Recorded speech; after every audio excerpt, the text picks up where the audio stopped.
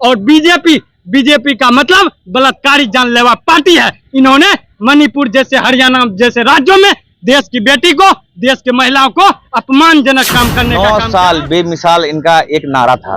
क्या एक साल भी बेमिसाल हो पाया? आज भारत की बेरोजगारी 93% अनएम्प्लॉयमेंट रेट ऑफ इंडिया है। ये मैं नहीं कह रहा हूँ, डाटा बोलता है। भारतीय जनता पार्टी के लोग हमेशा इस देश में नफरत फैलाने का काम किया है। भारतीय जनता पार्टी ने पिछले 9 सालों में सिर्फ मन की बात किया है, जनता की बात नहीं किया है, युवाओं की बात नहीं किया है, गाली गलौज करने का काम किया है, देश में दंगा फैलाने का काम। योगी आदित्यनाथ और प्रधानमंत्री जो अपने मन की बात जो नहीं बोल पाते हैं पार्लियामेंट में, वो अपने छोटे मोटे सांसदों से, तो इन लोगों से ये बुलवाते हैं कि आइए भाई, जो मेरी मन की बात है मैं तो बोल नहीं पाऊंगा, मैं तो गुजरात से हूँ, आप क्षत्रिय समाज से आते हैं, तो आप गांधी पैदल यात्रा करते हैं तो उनका ये संसद की सदस्यता खत्म कर देते हैं। भारतीय जनता पार्टी के लोग लोकतंत्र के मंदिर में जब गाली गलौज करते हैं तो ऐसे लोगों का संसद की सदस्यता क्यों नहीं छीनते हैं? जवाब देना चाहिए। नमस्कार, मैं करण यादव, जनरल सेक्रेटरी पूरे बिहार प्रदेश का, कांग्रेस का, झारखंड का प्रभारी भी हूँ।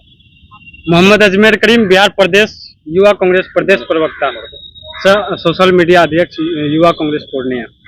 चलिए, सबसे पहले क्वेश्चन जो अभी संसद में रमेश बिदूरी के द्वारा दानिश अली जो जनता के द्वारा चुन करके आए संसद है, उनपे जिस तरह से वो टिप्पणी की है, गाली गलौज की है, क्या लगता है इससे?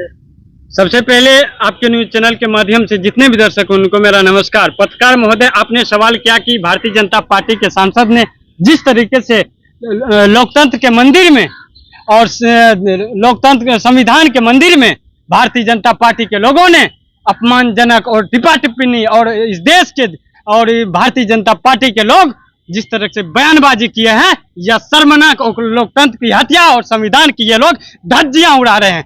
एक तरफ माननीय मोदी जी और प्रधानमंत्री प्रचार मंत्री ये बयान देते हैं कि देश में पूरा अमृत काल मनाया जा रहा है, एक तरफ भारतीय जनता पार्टी के सांसद जहां देश में प्रत्यक्ष और बेरोजगारी महंगाई के खिलाफ लोग हत्या कर रहे हैं प्रत्येक दिन, दूसरी तरफ आपके चुने हुए जनप्रतिनिधि जहां उनको किसानों की मुद्दा उठानी चाहिए, युवाओं को मुद्दा उठाने चाहिए, महिलाओं की मुद्दा उठानी चाहिए, तो वहां एक मुसलमान सांसद को गाली गलौज कर रहे हैं। क्या भारतीय जनता पार्टी के नेताओं यही सब ज्ञान देते हैं? क्या आरएसएस के बीजेपी कार्यालय के यही सब ज्ञान सिखाया जाता है?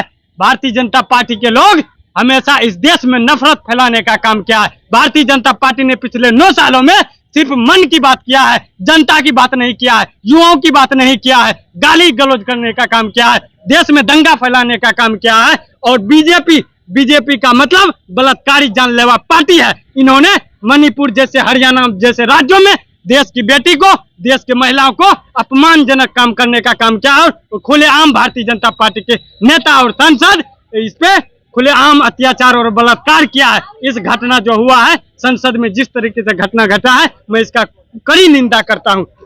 और एक तरफ भारतीय जनता पार्टी के लोग और हमारे राहुल गांधी जी, आदरणीय देश के लोकप्रिय नेता, जिन्होंने कन्याकुमारी से कश्मीर तक 4000 किलोमीटर यात्रा की है, क्या भारतीय जनता पार्टी के लोग या मोदी जी में है हिम्मत वो 4 किलोमीटर यात्रा कर सके? जब मोदी जी के खिलाफ, नफरत के खिलाफ राहुल गांधी पैदल यात्रा करते हैं तो उनका ये संसद की सदस्यता खत्म कर देते हैं। भारतीय जनता पार्टी के लोग लोकतंत्र के मंदिर में जब गाली गलौज करते हैं तो ऐसे लोगों का संसद की सदस्यता क्यों नहीं छीनते हैं?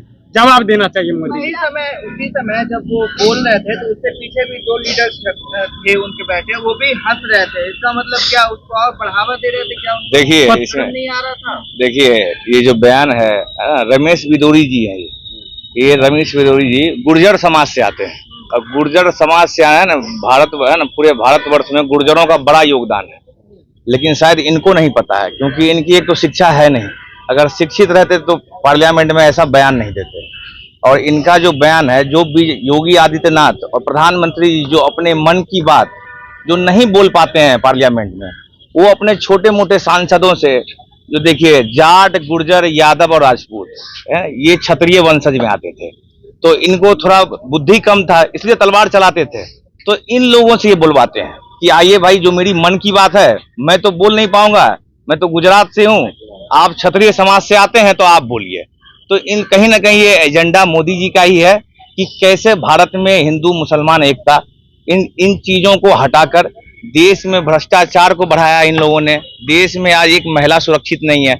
आप परसों देखा होगा मणिपुर की महिलाओं ने अपना कपड़ा उतार के वहां प्रदर्शन किया। तो सोचिए कि प्रधानमंत्री जी, लेकिन वहाँ बीजेपी की सरकार फिर भी है। देखिए बीजेपी की सरकार इसलिए वहां फिर भी है क्योंकि वो ओबीसी और SC ST समाज में जो दो समुदाय आते हैं, जिसपे आज मणिपुर पूरा जल रहा है, उन दोनों समुदाय से, एक समुदाय से अमित शाह मिलते हैं और दूसरे समाज से वहां के मुख्यमंत्री मिलते हैं। दोनों समुदाय में ये झगड़ा लगा के वहां कहीं ना कहीं पूरे भारत में जब चुनाव आता है तो उनका एजेंडा ही रहता है कि देश की एकता, देश में जातिवाद फैलाओ और देश की जातिवाद को फैला के अब भारत को तोड़ो और तोड़ने के बाद उनका वोट लो। अब वोट लेने के बाद एक भी विकास ना करो। चलिए वोट के नाम हम बताते हैं जी। एनडीए और इंडिया दो को भी गठबंधन चल रही है, लेकिन कहीं ना कहीं एनडीए में प्रधानमंत्री का चेहरा साफ दिख रहा है। क्या इंडिया में दिख रहा है चेहरा? देखिए प्रधानमंत्री का चेहरा अगर साफ दिख रहा है, आपके चैनल के माध्यम से मैं कहना चाहता हूँ, 9 साल बेमिसाल इनका एक नारा था। क्या एक साल भी बेमिसाल हो पाया? आज भारत की बेरोजगारी 93% अनएम्प्लॉयमेंट रेट ऑफ इंडिया है। ये मैं नहीं कह रहा हूँ, डाटा बोलता है। हर 100 में से 93 बच्चा बेरोजगार निकल रहा है। IITs और NITs के बच्चे निकल रहे हैं बेरोजगार।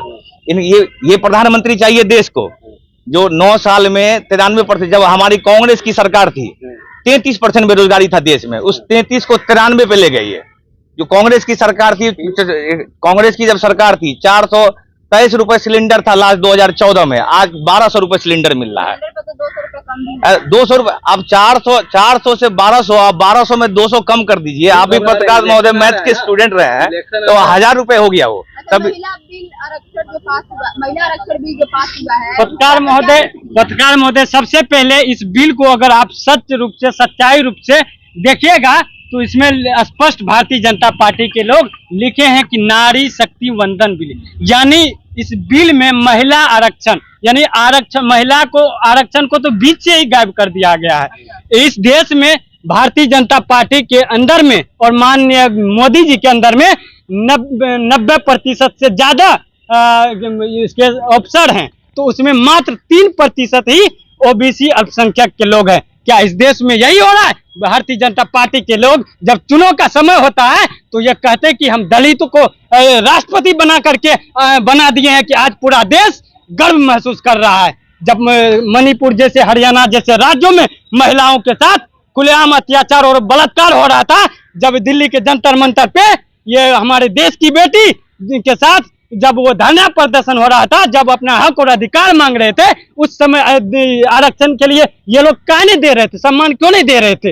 या भारतीय जनता पार्टी के लोग, और इसमें जो स्मृति ईरानी है, हेमा मालिनी है, ये सब सांसद आज ऐसे लोगों को चुप्पी साध लेते हैं। ऐसे लोगों को शर्म आनी चाहिए। ये लोग सत्ता के लोभ में, सत्ता के संरक्षण मिल रहे हैं, ये लोग सत्ता की मलाई खा रहे हैं।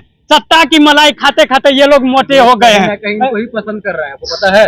निश्चित रूप से इस बार देश की जनता, बिहार की जनता, बिहार लोकतंत्र की जननी है, बिहार गौतम बुद्ध की धरती है, और इस देश में जब जब खतरा आया है बिहार ने एक नया मोड़ लिया है। इस बार 2024 के लोकसभा चुनाव में भारतीय जनता पार्टी के लोग मुंह तोड़ जवाब देगी, और आने वाले समय में जिन लोगों ने देश के युवाओं को, देश के किसानों को, देश के महिलाओं को ठगने का काम किया है, ऐसे लोगों को इस बार देश की जनता, बिहार की जनता लोकतंत्र के माध्यम से, अपना कीमती वोट के माध्यम से मुंह तोड़ जवाब देगी और पूरे देश से उखाड़ फेंकेगी।